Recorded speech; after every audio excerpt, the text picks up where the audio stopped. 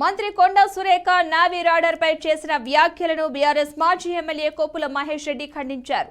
దామగుండం ప్రాంతంలో నావీ రాడర్ను ఏర్పాటు చేస్తే అటవీ ప్రాంతం మొత్తం నాశనం అవుతుందని మండిపడ్డారు. గతంలో కాంగ్రెస్ ప్రభుత్వం అధికారంలో ఉన్నప్పుడే నావీ ప్రాజెక్టుకు అనుమతి లభించిందన్నారు. గత బీఆర్ఎస్ ప్రభుత్వం ఆ ప్రాజెక్టును నిలిపివేసిందన్నారు.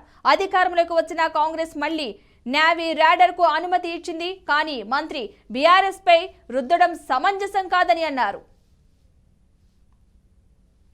ఈ ప్రభుత్వం వచ్చిన తర్వాత దాని వెనువెంటనే ఇమీడియట్గా ఈ నెల రోజుల్లోనే జీవోలు ఇవ్వడం, ఆ ప్రభుత్వ ఫారెస్ట్ భూమిని నేవీకి అప్పచెప్పడం, ఈ 2-3 ఏళ్ళు దాన్ని కంప్లీట్ చేస్తామనడం, ఇవన్నీ చూస్తుంటే మరి ప్రభుత్వానికి కండ్లున్నాయా కండ్లు లేవా, ఎందుకు ప్రజల్ని ఇబ్బంది పెట్టే కార్యక్రమం చేస్తుండ్రు.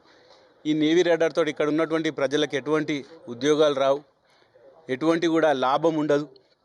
దయచేసి ప్రభుత్వం ఇప్పుడైనా ఆలోచన చేసి, రాష్ట్రంలో ఎన్నో భూములు ఉన్నాయి, మరి అక్కడ గ్రామాలు లేని జాగాలో కానీ ఫారెస్ట్ ల్యాండ్ కాకుండా గవర్నమెంట్ ల్యాండ్ ఎన్నో ఉంటాయి.